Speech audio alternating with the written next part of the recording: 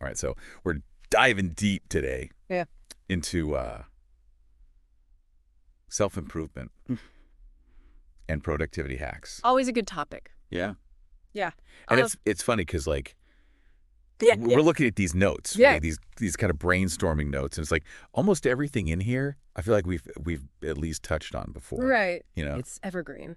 In some way or another. Yeah. But it's good to revisit them, I think. But it's always, I think it's good to revisit them. Yeah. And see what new wrinkles we can find. Right, exactly. In these timeless concepts. So let's start with time management. I feel like this is like the foundational thing. It is. Right? Because if you can't manage your time, Absolutely. You can't get anything done. It's the one resource we all have the same amount of. Right. Yeah. And it's finite. So it's it. Yeah. Yeah.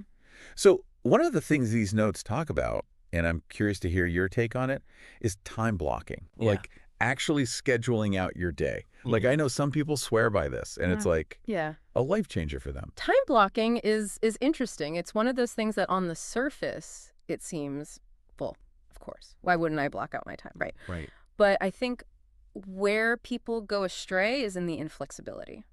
Oh. Interesting. Yeah. They'll block out, I'm going to work on this project from this hour to this hour. Right. And then life happens.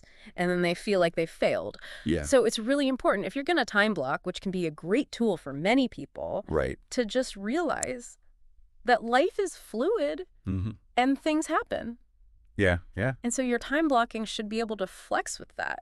I think that makes a ton of sense. I've tried time blocking in the past. Yeah. And I think that's probably where I went wrong, is getting too rigid. Yeah. So I think of it as a framework to help you, not to imprison you. Right. It's like a guideline. Right. Exactly. Yeah. Okay. So, but the underlying concept is still that it's good to have a plan for your day. Absolutely. So. Yeah. Even if it's a loose plan. Right. And so that kind of ties into, I think, this next thing, which is goal setting. Okay. This is another one that seems very obvious, maybe, but the notes actually bring up a really good point about it that I thought was really interesting, which is it's not just about having any goals. Right. It's about having the right goals. Goals that motivate you. Goals that excite you. Yeah. Yeah. Like if your goal is just like, do the laundry. Okay. Great. Well, you're going to get that done. Yeah. But it's not very. Are you excited about doing the laundry? Probably not. Right. It's not very inspiring. Right. Exactly. So what kind of goals, I guess, are we looking for here if we want to like really, maximize our effectiveness? I think, and your notes actually touch on this, is having goals that are aligned with your values. Okay. And your passions. Okay. What is it? What do you want your life to look like? Yeah. A year from now, 5 years from now, and what are the goals that will help you get there? Yeah.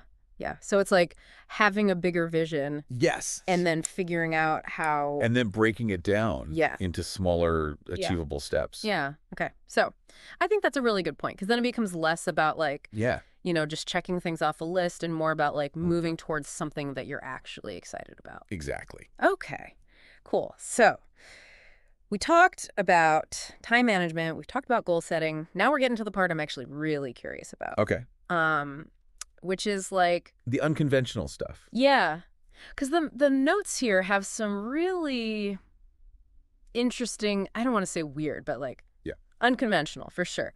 Productivity hacks. And I'm just like curious if these actually work. Yeah, I think that's part of the fun of this whole self-improvement world is finding what works for you. Right. So what is one that jumps out at you? Okay, so this one, I don't even know. Okay, so it's like working in short bursts. Okay. Yeah. With planned distractions built in. Yeah. Like, what? I know, right. That seems so counterintuitive. It does, but there's a lot of research that shows that our brains actually work better when we take breaks. Really? Yeah.